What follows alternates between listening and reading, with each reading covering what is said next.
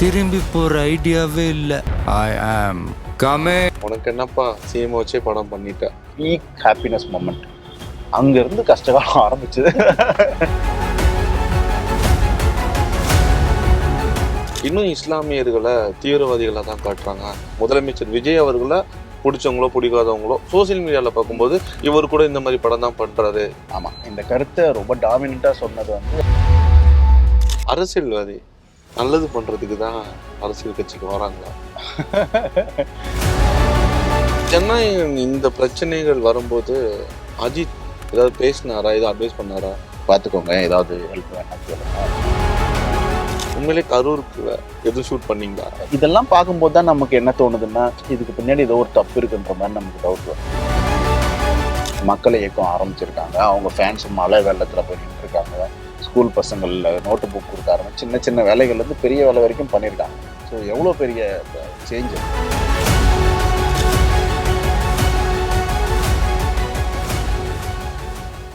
புதிய தலைமுறை நேயர்களுக்கு வணக்கம். ஸ்டாரும் சொரும் நிகழ்ச்சிக்கு உங்களை வரவேற்பது நான் பாலாஜி. இன்னைக்கு நம்ம கூட யார் ட்ராவல் பண்ண போகிறாங்க அப்படின்னா, நான் உண்டு என்னோட வேலை உண்டுன்னு ரொம்ப சாஃப்டாக சைலண்டாக இருந்த ஒருத்தவரை தான் லாஸ்ட் ஒரு 4 months ரொம்ப பரபரப்பாகவே ஆக்கியிருக்காங்க.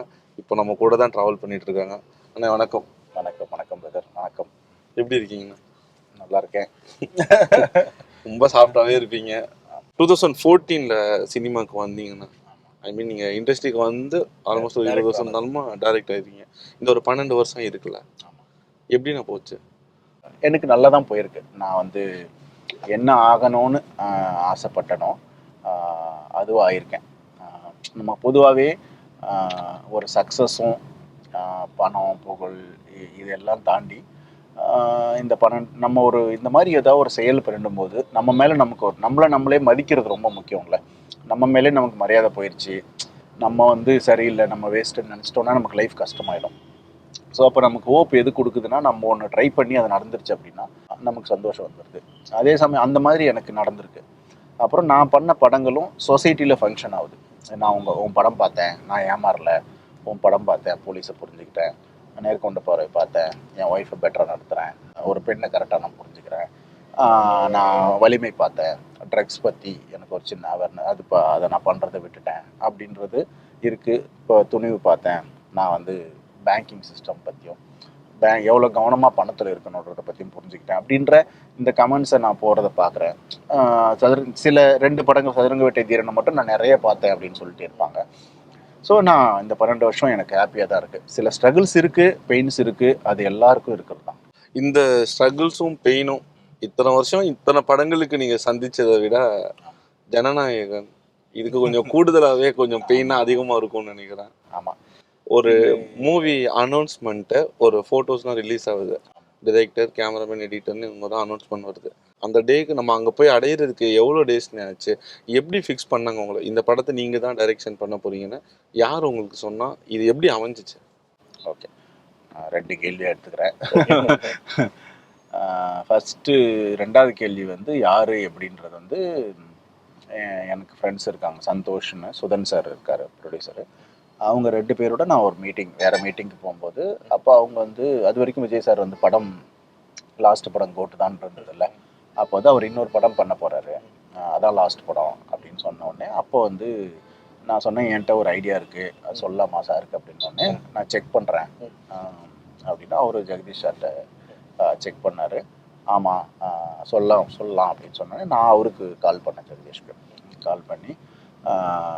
அப்போ எனக்கு ஒரு படம் நடக்காமல் ஒரு 8 months ஸ்ட்ரகிளிங்கில் இருந்தது. தலைவரே பயங்கர ஸ்ட்ரகிளாக இருக்குது, ஏதாவது ஒரு சான்ஸ் இருந்தால் சொல்லுங்கள் அப்படின்னு கேட்கும்போது அவர் ஃபிக்ஸ் பண்ணார். அந்த மீட்டிங்கை ஃபிக்ஸ் பண்ணி சார்கிட்ட வந்து இவர்கிட்ட கதை இருக்குன்னு சொல்லும்போது நான் போய் என்னோடய ப்ராஜெக்ட் சொன்னேன். சொல்லும்போது சாருக்கு வந்து அது கொஞ்சம் சீரியஸாக இருக்குது, கொஞ்சம் எல்லாரும் பார்க்குற மாதிரி கமர்ஷியலாக இருந்தால் நல்லாயிருக்கும்னு ஒரு எண்ணம் இருந்தது. அப்போ அவரும் நிறைய கதை கேட்டிருந்தார். அவர் வந்து ஒரு 15 டேரக்டர்ஸ்கிட்ட கேட்டார், எனக்கு அப்புறமும் டேரக்டர்ஸ் நிறைய கேட்டார். அப்படி போகும்போது அவருக்கு வந்து அவர் எக்ஸ்பெக்ட் பண்ணுற கமர்ஷியல் டோனில் அமையல. அவருக்கு அந்த நல்ல கமர்ஷியல் படங்கள் அவருக்கு பிடிக்கும். ஏன்னா அவருடைய ஆடியன்ஸே வந்து ஃபேமிலி ஆடியன்ஸ் தானே. ஸோ அப்போ அவருக்கு பாட்டு இருக்கணும், ஃபைட் இருக்கணும், ஒரு காம்போவாக இருக்கணும் ஒரு படம் அப்படின்னும்போது, அந்த மாதிரி கதை அவருக்கு அமையலன்னும் போது அவர் ஒரு படம் வச்சுருந்தார். அந்த படத்தை வந்து நீ ரீமேக் பண்ணுறியா அப்படின்னு கேட்டார். ஏன்னா நான் ஆல்ரெடி ஒரு ரீமேக் பண்ணதுனால அதனால என்கிட்ட கேட்டிருக்காருன்னு நினைக்கிறேன் நான். ஸோ அப்போது நான் வந்து படம் பார்த்துட்றேன் சார் அப்படின்ட்டு பார்த்துட்டு எனக்கு ஒரு சின்ன பயம் இருந்தது. அப்புறம் யோசித்து அவர்கிட்ட ஒன்று கேட்டேன், இந்த வில்லனை மட்டும் மாற்றிக்குவா அப்படின்னு கேட்டேன். ஓகே அப்படின்ட்டாரு. அந்த வில்லன் ட்ராக்கை மட்டும் எடுத்து அதை ஃபுல்லாக மாற்றி ஒரு பாதி படத்தை மாற்றி இப்போ வந்து ஒரு ரீமேக் பாதி நம்ம படம் பாதி அப்படின்ட்டு. ஸோ ஒரு ஒரிஜினல் படத்தை விட நம்ம கான்ஃப்ளிக்டை ரொம்ப பெருசு பண்ணியிருக்கோம். மக்களுக்கு அது பயன்படுற மாதிரி அவங்க லைஃப்பில் வந்து சில விஷயங்களை அவங்க தெரிஞ்சுக்கணும்னு நான் நினச்சேன். அவங்க டெய்லி சோஷியல் மீடியா போகிறாங்க, நியூஸ் பார்க்குறாங்க, எல்லாமே பார்க்குறாங்க. அதில் வந்து என்ன மாதிரி ஒரு ஒரு ஃபாரின் சக்தி வந்து நம்மளை ஏதாவது பண்ணணும்னு நினச்சி எப்படி நம்மளை பண்ண முடியும். ஸோ இதுக்கு நாங்கள் நிறைய ரிசர்ச் பண்ணி ஒரு பிரிட்டிஷ் எப்படி நம்மளை பிடிச்சான், ஒரு ஹிட்லர் எப்படி உருவானா, இதெல்லாம் நிறைய ரிசர்ச் பண்ணி நிறைய கான்டினென்ட்ஸோட இதெல்லாம் ரிசர்ச் பண்ணி அதை வந்து எடுத்துக்கிட்டு அதை ஒருத்தன் இதுலேருந்து ஒரு பேட்டர்னை பிடிச்சி ஒருத்தன் இந்தியாவை பிடிக்க ட்ரை பண்ணான். அதை ஹீரோ தடுத்தா எப்படி இருக்கும் அப்படின்னு ஒரு ஐடியாவை பிடிச்சி சொன்னோம். அவர் ஓகே சொன்னார். ஸோ ஓகே சொன்ன பிறகு அப்படியே படம் ஸ்டார்ட் ஆகி போச்சு. அதுக்கப்புறம் நீங்கள் ஃபஸ்ட்டு கேட்டது வந்து இதுவாக அந்த ஃபஸ்ட்டு ஸ்டார்ட் பண்ண எக்ஸைட்மெண்ட் எப்படி இருந்தது, இப்போ எப்படி இருக்குது அப்படின்னு கேட்டிங்கல்ல. ஸோ அது வந்து ஒரு விஜய் சார் படம் பண்ணால் எவ்வளோ ஹாப்பியாக இருக்கும். அது அப்படியே எல்லா விதத்துலேயும் ஹாப்பி. விஜய் சார் படம் பண்ணால் எல்லா விதத்துலேயும் ஹாப்பியாக இருப்போம்ல. ஸோ அப்படி ஒரு எக்ஸைட்மெண்ட்டில் தான் ஸ்டார்ட் ஆச்சு. ஒரு பொறுப்பு கூடுதலாக இருந்தது. இப்போ லாஸ்ட் படம் அப்படின்னா கரெக்டாக இருக்கணும், இல்லைன்னா அது வந்து நம்ம கேரியருக்கு நல்லதில்லை. ஒரு கரெக்டாக பண்ணிடணும். அவர் ஒரு படம் கொடுத்துருக்காரு, பட் அதை நம்ம பர்ஃபெக்டாக பண்ணிடணும். அவருக்கும் பிடிக்கணும், ஆடியன்ஸ்க்கும் பிடிக்கணும், என் சைடில் அது ஒரு இம்பார்ட்டண்ட்டான விஷயம் சொன்ன படமாகவும் இருக்கணும் அப்படின்னு அந்த அந்த பொறுப்பு இருந்தது. ஸோ அதை நோக்கி ஒர்க் பண்ண ஆரம்பித்தோம். ஒர்க் பண்ண ஆரம்பித்து ரொம்ப ஹாப்பியாக போச்சு எல்லாமே. ஏன்னா விஜய் சாரை ஷூட் பண்ணுறது வந்து ஒரு எக்ஸைட்டிங்கான அனுபவம். ஒவ்வொரு நாளுமே நான் ஒரு சில பேட்டிகளோட சொல்லியிருக்கேன், அது ஒரு நாள் ஒரு படம் பார்க்குற மாதிரி. அவர் ஒர்க் பண்ணிட்டு வருவார், அவர் ஃப்ரேமில் வந்து ஒவ்வொன்றும் பண்ணும்போது பார்க்க பயங்கரமாக இருக்கும். நான் சின்ன வயசில் பயங்கர ரஜினி சார் ஃபேன். இப்போ ஒரு படத்தில் ரஜினி சாரை வந்து பார்க்கும்போது எப்படி ஒரு எக்ஸைட்மெண்ட் இருக்கும், அதை வந்து நம்ம இங்கே விஜய் சாரை பண்ணி பார்க்கும்போது நம்ம அவருக்கும் ஒரு ஃபேனாக மாறுறோம். இப்போ ஒரு சின்ன விஷயம் பண்ணுறாரோ ஆனால் பார்க்க நல்லாயிருக்கு. ஒரு சின்னதாக ஏதோ ஒன்று பண்ணும்போது அவர் இது ஒன்று ஆட் பண்ணிக்கலாமா, இது இப்படி ஒன்று கூட ப்ராப்பர்ட்டி ஒன்று கூட அப்படின்னு கேட்டு ஒன்று பண்ணுறாருல. அப்போ அவர் அதே யோசனையிலே இருந்து பண்ணுறாருல. அப்போ வந்து நமக்கு ஒரு டைரக்ட் பண்ணும்போதே ஒரு எக்ஸைட்டிங்காக இருக்குது. அது ஸ்பாட்டில் ஒன்று இருக்குது, ஒரு மேஜிக்கை க்ரியேட் பண்ணுவார். அவர் ஒரு மாஸ் மெஜிஷியன் மாதிரி ஒன்று பண்ணுவார். ஸோ அதனால் அந்த ஃபுல் ஷூட்டிங்குமே எக்ஸைட்டிங்காக இருந்தது. முடித்து கட் பண்ணி பார்த்து ஃபுல் ப்ராசஸும் எக்ஸைட்டிங்காக இருந்தது. அந்த எங்கள் எக்ஸைட்மெண்ட் ஹாப்பினஸோட பீக் வந்து எங்கள் ஆடியோவில் ஆச்சு. ஸோ ஒரு அந்த மலேசியா தமிழ் மக்களும் உலகம் முழுக்க அந்த தமிழ் மக்களும் அவருக்கு வந்து ஒரு ஃபேர்வெல் மாதிரி வந்து கொடுத்தது வந்து எங்களோட பீக் ஹாப்பினஸ் மொமெண்ட். அங்கேருந்து கஷ்டகாலம் ஆரம்பிச்சுது. அங்கேருந்து கஷ்டகாலம் ஆரம்பித்து சென்சார் தடைப்பட்டுச்சு, கேஸ் ஆச்சு, ரிலீஸ் பண்ண முடியாமல் போச்சு. அதுக்கப்புறம் இது லீக் ஆச்சு, லீக் ஆகி தடுக்க முடியாமல் கஷ்டப்பட்டோம். அதுக்கப்புறமும் சென்சார் கிடைக்கல, இப்போ ஏ சர்டிஃபிகேட் கொடுத்துட்டாங்க. ஸோ இப்படி ஏராளமான தடைகள், நிறைய ஸ்ட்ரகிள்ஸு, கஷ்டம் எல்லாமே இருந்தது. ஸோ இதை வந்து ப்ரொடியூசரும் ஹீரோவும் பேர் பண்ணிக்கிட்டாங்க. அந்த கஷ்டத்தை அவங்க பார்த்துக்கிட்டாங்க, அந்த பிரச்சனைகள்லாம் பார்த்துக்கிட்டாங்க. இன்றைக்கி வந்து இந்த படம் ரிலீஸ் ஆகிருக்கு. ஸோ நான் இதன் மூலமாக மக்கள்கிட்ட கேட்குறது என்னென்னா, நாங்கள் பாதிக்கப்பட்டிருக்கோம் இதுக்கு இந்த படத்துக்கு ஒரு அநீதி நடந்திருக்கு. ஸோ இதுக்கான நியாயத்தை மக்கள் கொடுப்பாங்க அப்படின்னு நான் நம்புகிறேன். அதை வேண்டுகோளாக வைக்கிறேன். அதனால் லீக்கு இன்னும் கூட பரப்பிட்டுருக்காங்க, இன்னும் கூட யூடியூப்பில் போடுறாங்க. அதெல்லாம் தயவு செஞ்சு பார்க்காதீங்க, தியேட்டரில் வந்து பார்த்து சப்போர்ட் பண்ணுங்க. ஒரு மனுஷன் கொஞ்சம் சந்தோஷமாக இருந்தாலே பிடிக்காது. இவ்வளோ நாள் ஜாலியாக இருந்தோம், அதுக்கப்புறம் எவ்வளோ பெரிய பிரச்சனைகளை கொடுத்துட்டோம்னா எல்லாருமே சொல்கிறாங்க. ஒரு சிஎம்மோட படம் பண்ணுறோம், உனக்கு என்னப்பா சிஎம் வச்சே படம் பண்ணிட்டேன், அந்த வேர்ட் கேட்கும்போது நம்ம உச்சபட்ச சந்தோஷத்தில் இருந்தோம்ல. ஆனால் அதுக்கப்புறம் நடந்த விஷயங்கள் எல்லாமே நம்மளை ரொம்ப டவுன் ஆக்கியிருக்கோம். அந்த காலகட்டம் இருக்குல்ல, அது எப்படின்னா இருந்துச்சு? இல்லை, அதாவது ஒரு டீப்பான டிப்ரெஷனில் இருக்கும்போது அவர் சிஎம் ஆனது வந்து ஒரு பெரிய ரிலீஃப். அதாவது அவர் சிஎம் ஆனது வந்து எங்கள் எல்லாருக்கும் ஒரு ஹோப் கொடுத்துச்சு. அதாவது அவர் சிஎம் ஆகாமல் போயிருந்தா என்னெல்லாம் நடக்கும்னு யோசிக்கிறதே வந்து பயமாக இருக்குது. ஸோ அப்போ அவர் சிஎம் ஆனது பெரிய ரிலீஃப். அதுக்கு யார் காரணம் அப்படின்னா அவரும் மக்களும் தான் காரணம். அவரே மக்கள் நம்பி ஓட்டு போட்டிருக்காங்க. மக்கள் வந்து அவரை சப்போர்ட் பண்ணியிருக்காங்க. ஸோ அது எங்களுக்கு மக்கள் பண்ண அந்த விஷயத்தினால எங்களுக்கு ஒரு பலன் கிடைச்சிருக்கு. அதனால படம் ரிலீஸும் ஆகுது. ஸோ ஒரு சிஎம்முக்கு படம் பண்ணிட்டேன் அப்படின்றது ஒரு ஹாப்பினஸ் தான். அதே சமயம் அது ஒரு பொறுப்பும் கூட. ஏன்னா நாளைக்கு இதை ஓன் பண்ணால் அவர் நல்ல கவர்மெண்ட்டை பண்ணிடணும், அவரால் நிறைய நல்லது நடந்துடணும், மக்கள் அவரை நம்பியிருக்காங்க, அவரும் அந்த நம்பிக்கையை காப்பாற்றிடணும் அப்படின்ற நமக்கு அந்த அரசியலில் கட்சியில் பொறுப்பில் எதுலையுமே சம்மந்தம் இல்லைனாலும் அந்த பொறுப்பு இருக்குது. நம்ம ஒரு கோயிலுக்கு போகும்போது சேர்த்து வேண்டிக்கிறோம், அப்படி இருக்குது. ஸோ அதனால் அது ஒரு பயங்கரமான சந்தோஷம் தான், அதே சமயம் பயமாக இருக்குது. ஓகே. ஆனால் இப்போது சிஎம் வச்சு முதலமைச்சர் விஜய் இவரை வச்சு படம் பண்றதுக்கு ஒரு ஆப்பர்ச்சுனிட்டி வந்திருக்கு. இதை நம்ம வேஸ்ட் பண்ணிடக்கூடாது, கிடைச்ச வாய்ப்பை யூஸ் பண்ணிக்கணும், இப்படி ஒரு தாட்ஸ் இருக்கும். அதே நேரத்துல பொதுவாகவே ஒரு டைரக்டரோடைய ஃபுல்லா அவங்க டைரக்டரே விட்டுற மாட்டாங்க. இது பண்ணலாமே, அது பண்ணலாமே, இந்த மாதிரி விஷயத்த கொண்டு வரலாமே நிறைய ஹீரோக்கெல்லாம் சொல்லியிருக்கிறத நான் கேள்விப்பட்டிருக்கேன். இப்படியான ஒரு சுச்சுவேஷன்ல இப்போ விஜய் அவர்களுடைய கடைசி படம், அப்ப இந்த படத்தை நம்ம டைரக்ஷன் பண்றதை விட அவருடைய பங்களிப்பும் நிறைய இருக்கும். இது பண்ணலாமே, அது பண்ணலாமே, இது மாதிரி இந்த படத்துல அவர் சொன்ன சஜஷன் அப்படின்னா எதுவும் இருக்கா?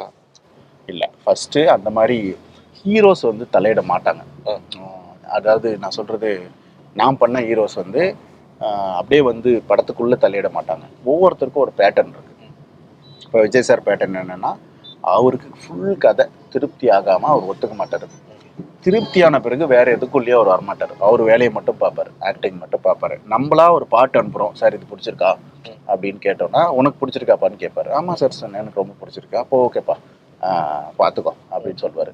ஸோ அப்படின்னா அந்த மூடை நம்ம எப்படி புரிஞ்சுக்கிறது அப்படின்னா, ஓகே அவருக்கு ஏதோ லைட்டாக ஒரு டவுட் இருக்கிற மாதிரி இருக்கே அப்படின்ட்டு மியூசிக் டைரக்டர்கிட்ட ஃபோன் பண்ணி லைட்டாக டவுட் மாதிரி சார் பேசினார், அது ஏதாவது நம்ம சரி பண்ணணுமா அப்படின்னு அப்புறம் சரி பண்ணி அதில் எப்படியாவது அவருக்கு சொன்னதில் ஏதாவது மீட்டர் இருந்தால் நம்ம சரி பண்ணிப்போம்.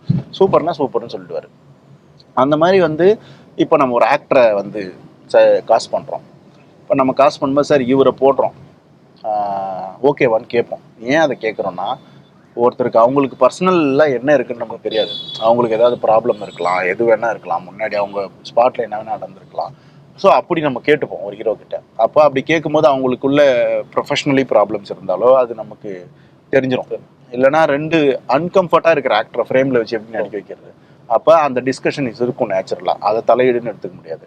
ஸோ அப்படி விஜய் சார்கிட்ட இருந்து தலையிட எதுவுமே வராது, அஜித் சார்கிட்ட இருந்து தலையிட எதுவுமே வராது. அஜித் சார் வந்து ஈவன் அந்த ஸ்பாட்டில் வந்து அந்த சீனை பண்ணுவார், நம்ம என்ன சொன்னாலும் பண்ணுவார். கார்த்தி சார்ட்ட நிறைய கேள்விகள் இருக்கும். அவர் ஒரு அசிஸ்டன்ட் டைரக்டராக வந்து ஹீரோ ஆனதுனால அவருக்கு அந்த சீனை வந்து டைரக்டர் மாதிரி அவர் வந்து இம்ப்ரைஸ் பண்ணிட்டே இருக்கணும்னு நினைப்பார். ஸ்பாட்டுக்கு வந்துட்டு இதில் இன்னும் கொஞ்சம் எமோஷன் ஏற்றினா நல்லா இருக்கும் சார், இதில் ஒரு 4 லைன் சேர்த்தா நல்லா இருக்கும் சார்ட்டு அவருக்கு அது இருந்துகிட்டே இருக்கும். அதை இன்வால்மெண்ட்டாக எடுத்துக்கலாம், அதை தலையீடாக எடுத்துக்க முடியாது. ஓகே, என்னோட கேரியரை விட்டுட்டு இவ்வளோ தூரம் வந்திருக்கிறேன், மக்களை சந்தித்து கேம்பெயின் போகும்போதெல்லாம் எனக்கு அநீதி நடந்திருக்கு, நீதி கேட்டு தான் உங்களை சந்திக்க வந்திருக்கிறேன், ஸோ மக்கள் எல்லாரும் எனக்கு ஆதரவு கொடுங்கன்னு அவர் ஒரு கேம்பெயின் பண்ணுறாரு. லாஸ்ட் படம் பண்ணுறாரு, படத்துக்கான ப்ரொமோஷனை இப்போவே ஸ்டார்ட் பண்ணுறாரு, மக்கள்லாம் சப்போர்ட் பண்ணுவாங்களா இல்லையா இப்படியெல்லாம் கேள்வி போகும்போது ட்ரைலரில் ஒரு வேர்டு வருது, மக்கள் அவரை தூக்கி வச்சு கொண்டாடுறாங்கப்பா, அவரை நீங்கள் எதுவுமே பண்ண முடியாது. ஒரு ஹீரோ டைலாக் பேசும்போது அது வெறும் அந்த இடத்த மட்டுமே இருக்காது, அவங்களுடைய ரசிகர்கள் அவரை மாதிரியே பண்ணுவாங்க, அவரை மாதிரியே காஸ்டியூம் பண்ணுவாங்க, அவங்கள மாதிரியே ஹேர் கட் பண்ணுவாங்க, அவங்கள மாதிரியே டைலாக்லாம் பேசுவாங்க. ஒவ்வொரு டைலாக்கும் சாதாரண வார்த்தையை நம்ம சொல்லிடவே முடியாது. இந்த படத்தில் நீங்கள் போட்ட எஃபர்ட்ஸ் இருக்கும்ல, கடைசி படம், அரசியல் என்ட்ரி, நமக்கு இப்போதான் நம்ம கண்டினியூவாக வந்துட்டு இருக்கோம், ஒரு பயம் ஏதாவது இருக்கும்ல, மற்ற படங்களில் பண்ண பயத்தை பயம் கண்டிப்பாக. அந்த பயம்ன்றது அந்த பொறுப்புன்னு சொன்னேன்ல, அதுதான் அந்த பொறுப்பு கண்டிப்பாக இருந்தது. நான் இந்த படத்தை ஸ்டார்ட் பண்ணும்போதே என்ன யோசிச்சேன்னா, இது அவர் ஒரு கமர்ஷியல் படம் தான் அது. அப்போ வெறும் ஒரு நடிகராக இருந்திருந்தால் அந்த படத்தை அப்படியே பண்ணிருக்கலாம். ஆனால் ஒரு அரசியல் தலைவர் ஆன பிறகு அதில் அரசியல் இருக்கணும் அப்படின்னு நான் நினச்சேன். அதுவும் சென்சிட்டிவான பாலிடிக்ஸாக இருக்கணும், தேவையான ஒரு பாலிடிக்ஸாக இருக்கணும்னு சொல்லி பேசி டிஸ்கஷன் பண்ணி தான் அதை எடுத்துகிட்டு வந்தோம். ஸோ நம்ம நாட்டுக்கு இப்போ அதிகமாக தேவை என்ன, சோஷியல் மீடியாவில் கண்ணாபின்னான சண்டைகள், ஜாதி மதம் நிலம், அந்த ஊர் இந்த ஊருன்னு சண்டைகள் இருக்குல்ல. நம்ம இப்போ நிறைய வேரியஸ் டைவர்ஸான கண்ட்ரி, விதவிதமான மனிதர்கள் இருக்கும். ஸோ இப்படி நமக்குள்ளேயே சண்டை போட்டே இருந்தோம்னா அது ஒரு நாட்டுக்கு நல்லது இல்லைன்னு தோணுச்சு எனக்கு. அது அந்த மாதிரி சண்டைகள் வர்றது நாட்டுக்கு எவ்வளோ பெரிய ப்ராப்ளம். ஸோ நம்ம ஒத்துமையாக இருக்கணும்னு பேசுகிற மாதிரி தான் பண்ணோம். ஸோ அப்போ அவர் வந்து அந்த பயமாக அதை எடுத்துக்காம இவ்வளோ பெரிய ஹீரோ கிடைச்சிருக்காரு, இவரை வச்சு என்னெல்லாம் பண்ணலாம், என்ன மக்களுக்கு சொல்லலான்றது தான் அது ஒரு எக்ஸைட்டிங் ப்ராசஸாக தான் இருந்தது. ஓகே. ஆனால் ட்ரெய்லர் வந்ததுக்கு அப்புறம் நிறைய விமர்சனங்கள் வந்தது. அதில் நான் மிக முக்கியமாக பார்க்குறது, இன்னும் இஸ்லாமியர்களை தீவிரவாதிகளாக தான் காட்டுறாங்க. இப்போ கூட பாருங்கள், ஐ மீன் முதலமைச்சர் விஜய் அவர்களை பிடிச்சவங்களோ பிடிக்காதவங்களோ சோசியல் மீடியாவில் பார்க்கும்போது இவர் கூட இந்த மாதிரி படம் தான் பண்ணுறாரு, இவருக்கா நீங்கள் சப்போர்ட் பண்ண போகிறீங்க, இவர் எப்படி எல்லா சமூகத்துலேயும் எல்லா மக்களையும் அனுசரித்து போவார், நீங்கள் ஒரு படத்தில் பண்ணது அது களம் அரசியல் வரைக்கும் அது எதிரொலிச்சிருக்கு.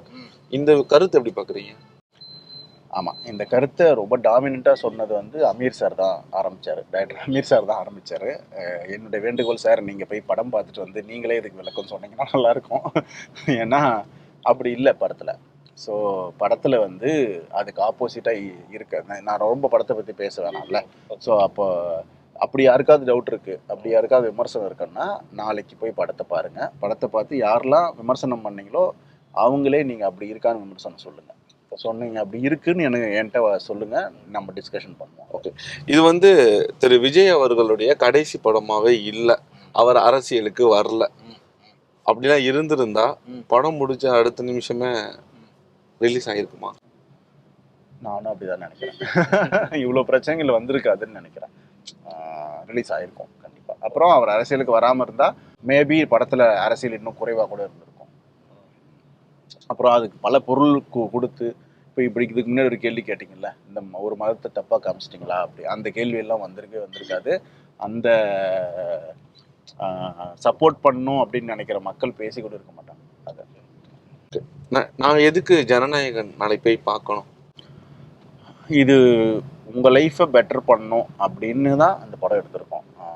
அப்புறம் உங்களுக்கு விஜய் சாரை பிடிக்கும்னா நீங்கள் போய் பாருங்கள். என்னுடைய படத்து மேலே உங்களுக்கு நம்பிக்கை இருக்கும்னா நீங்கள் போய் பாருங்கள். நாங்கள் வந்து ஒரு நல்ல அரசியலை பேசியிருக்கோம், அது உங்களுக்கு தேவையான அரசியலை பேசியிருக்கோம் அப்படின்னு சொல்கிறோம். அது உங்கள் வாழ்க்கையை பெட்டர் பண்ணணும்னு சொல்கிறோம். அதை நீங்கள் கொஞ்சமாக அந்த படத்தில் இருக்குது, அதை நீங்கள் நிறைய டிஸ்கஸ் பண்ணிங்கன்னா உங்கள் லைஃப் பெட்டர் ஆகும்னு சொல்கிறோம். ஸோ உங்கள் லைஃப்பை பெட்டர் ஆக்கிறதுக்காகவும் எங்கள் லைஃப்பை பெட்டர் ஆக்கிறதுக்காகவும் அந்த படத்தை போய் பாருங்கள்.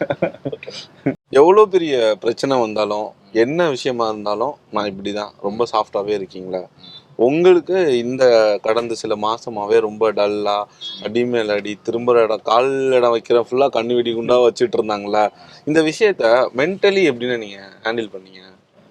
இல்லை, எல்லாரும் மாதிரி தான். இப்போ இந்த ப்ராப்ளம் வந்த உடனே நீங்கள் என்கிட்ட ஓடி வந்து இப்போ இந்த கேள்வி நிறைய நீங்கள் வந்து இவ்வளோ ப்ராப்ளம்ஸ் நடந்திருக்கு, நீங்கள் மெச்சூர்டாக பேசுகிறீங்களே அப்படின்னா அது அப்படி இல்லை. இந்த ப்ராப்ளம் வந்த உடனே நீங்கள் என்கிட்ட வந்து இந்த மாதிரி ஒரு கேமரா நீட்டி மைக்கு நீட்டுத்தீங்கன்னா நானும் வெடிச்சிருப்பேன், திட்டியிருப்பேன், ஏதாவது பேசியிருப்பேன், ஓலரி இருப்பேன், தப்பாக போயிருக்கோம், ட்ரோல் ஆகிருக்கும், என்ன வேணா இருக்கும். ஆனால் அதுக்கு ஒரு கேப் கிடைக்குதுல்ல, அந்த டைம் தான் ஹீல் பண்ணுது. இப்போ என்ன பண்ணுது, இப்போ இந்த ப்ராப்ளம் வந்தவுடனே எனக்கு க்ளோஸாக 4 பேர் இருப்பாங்கல்ல, அவங்ககிட்ட நான் பேசுவேன், அவங்ககிட்ட இருந்து அட்வைஸ் எடுத்துப்பேன். இப்படி பேசலாமான்னொடனே அவங்க வேண்டாம் அது பண்ணாதீங்க தப்பாகும்னு சொல்லுவாங்க. இன்னொருத்தர்கிட்ட கேட்போம், சொல்லுவோம், நம்ம யோசிப்போம். அந்த டேட்டாஸை யோசிக்கும்போது நமக்கு ஒரு நிதானம் கிடைக்குது, எப்படி இதெல்லாம் நடக்குது, யார் பண்ணுறா இப்படின்னு நமக்கு ஒரு இன்சைட் கிடைக்குது. அப்போது நீங்கள் ஒரு விஷயத்தை இப்போ நம்ம கேமரா முன்னாடி பேசுகிறேன்னா இந்த விஷயத்தை நான் திரும்ப திரும்ப முன்னாடி பல பேர்கிட்ட பேசியிருக்கேன், பல பேர்கிட்ட வந்து விவாதம் பண்ணியிருக்கேன், அதில் எது சரி அப்படின்னு யோசித்து இங்கே பேசுகிறேன். அதனால் எப்படி இருந்துச்சுன்னு கேட்டிங்கன்னா சோகமாக தான் இருந்துச்சு. உங்களுக்கு இது நடந்தால் எப்படி இருக்குமோ அதே தான் எனக்கும். ஸோ அதே கோபம், அதே அழுகை, அதே டிப்ரெஷன், அதே ஸ்ட்ரெஸ் எல்லாமே இருந்தது. பட் டைம் தான் நம்மளை ஹீல் பண்ணுது.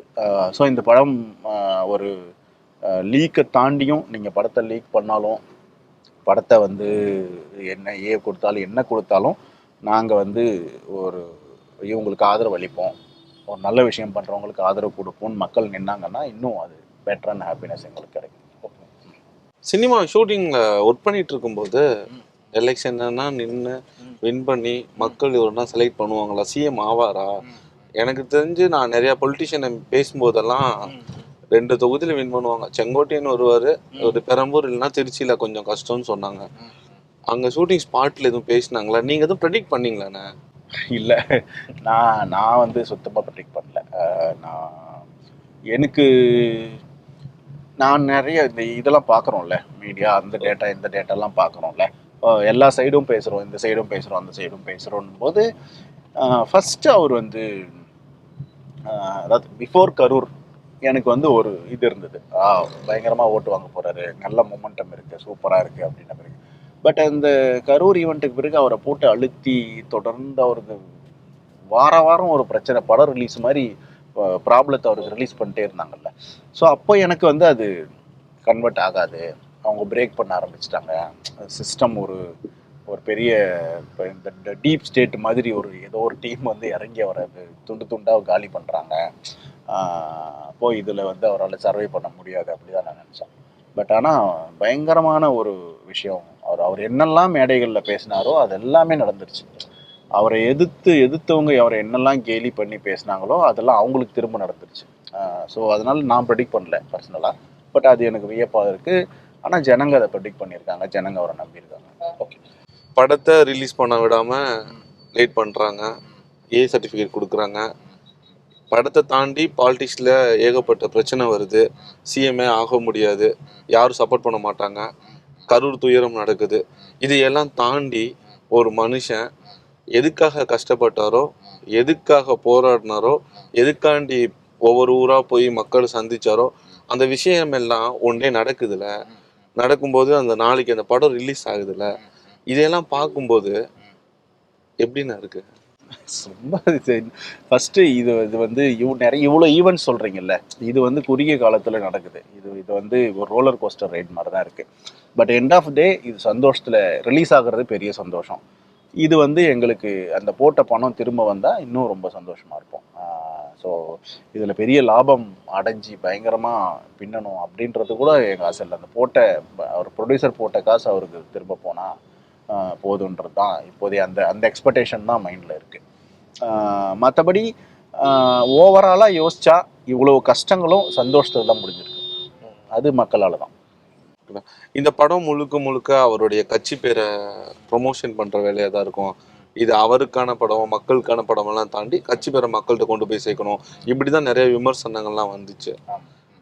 நம்ம லாஸ்ட் ஒரு படம் பண்ணோம், அது நமக்கான படமாக ஒரு டைரக்டர் ஒரு கனவோடு இருப்பார், அதை தான் அவுட்புட்டில் கொண்டு வருவார், இப்படி நினச்சி உள்ளே போயிருப்போம்ல.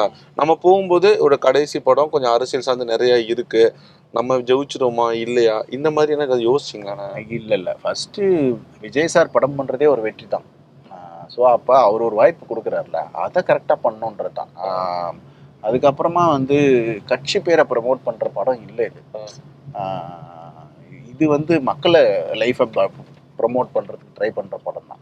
விஜய் சாரோட மாசு எல்லாம் இருக்குது. டிவிக்கே நீ ஏன் வச்சோன்னா, ஒரிஜினல் படத்தில் ஒரு டேட்டு இருக்குது, அந்த டேட்டுக்கு பதிலாக நம்ம இங்கே ஒரு டேட்டு வைக்கணும். அது என்ன வைக்கலாம்? அது அவர் பேராகவே இருந்தால் நல்லா இருக்கும்ல, அவர் கட்சி பேரும் அவர் பேரும் ஒன்றா இருந்தால் நல்லா இருக்கும்ல. ஸோ அப்படி வச்சு தான், அதை வந்து ஃபோர்ஸ் பண்ணிலாம் வைக்கல. அதில் வந்து அவர் நந்தமூரி பாலகிருஷ்ணா அப்படின்னா அந்த படத்துக்கு வந்து நேலகொண்ட பகவந்த் கேசரி என்பிகே அப்படின்னு ஒரு சிமிலாரிட்டி வச்சுருப்பாங்க. ஸோ அதை வந்து நம்ம ஒரு ஃப்ளிப் பண்ணி இப்படி டிவிக்காக வச்சுருக்கோம். இதை ஃபோர்ஸ் பண்ணி கட்சி பேராக வச்சு, அந்த ஒரு கட்சி பேரை வச்சு அந்த கட்சி வளர்ந்து ஜெயிச்சிட போகுது. இது என்னன்னா ரொம்ப குறைச்சிருச்சுன்னு இல்ல நான் சொல்றது, அவரை குறைச்சி மதிப்பிடுறதுன்னு சொல்றேன். அவர் இந்த பேரை வச்சு ப்ரமோட் பண்ணி அப்படியே அவரு இங்க 30 வருஷம் வேலை செஞ்சிருக்காரு. ஒரு அப்பா வந்து சினிமாவுக்கு வர்றதுக்கு முன்னாடி தான் புள்ள சிஎம் ஆகணுன்ற கனவை விதைச்சிருக்காரு, அதுக்கு அந்த புள்ள கஷ்டப்பட்டு வேலை செஞ்சிருக்காரு. ஸோ நம்ம அதை தான் அவ்வளோ பெரிய வேலை அவங்க பண்ணியிருக்காங்க. 30 வருஷமா மக்களை இயக்கம் ஆரம்பிச்சிருக்காங்க, அவங்க ஃபேன்ஸ் மழை வெள்ளத்தில் போய் நின்றுருக்காங்க, ஸ்கூல் பசங்களில் நோட்டு புக் கொடுக்க ஆரம்பிச்சு சின்ன வேலைகள்லேருந்து பெரிய வேலை வரைக்கும் பண்ணியிருக்காங்க. இன்றைக்கி அந்த மன்றத்துலேருந்து நேற்று ஒரு எம்எல்ஏ பார்த்தேன், 48 பேர் ரசிகர்கள் எம்எல்ஏ இருக்காங்க. ஸோ எவ்வளோ பெரிய சேஞ்ச் அது. ஸோ அதனால் அதை சாதாரணமாக ஒரு டிவிக்கே வந்து இந்த படத்தை வச்சு ப்ரமோட் பண்ணுறாங்கன்ற குற்றச்சாட்டு கரெக்டானது இல்லை. அப்படி ஒன்றும் படத்தில் இல்லை. இது நீங்கள் மக்களுக்கான படம், ஒற்றுமையை வலியுறுத்துகிற படம். இது கண்டிப்பாக இது பெரிய டிஸ்கஷனாக மாறணும்னு நான் ஆசைப்படுறேன். சுகாதாரத்துறை அமைச்சர் அருண்ராஜ் எங்கன்னு வந்துடுறாங்க? ஆமாம், எனக்கு அவர் ஒரு ஆஃபீஸர்னு தெரியும், அவர் கட்சியில் இருக்காருலாம் தெரியாது.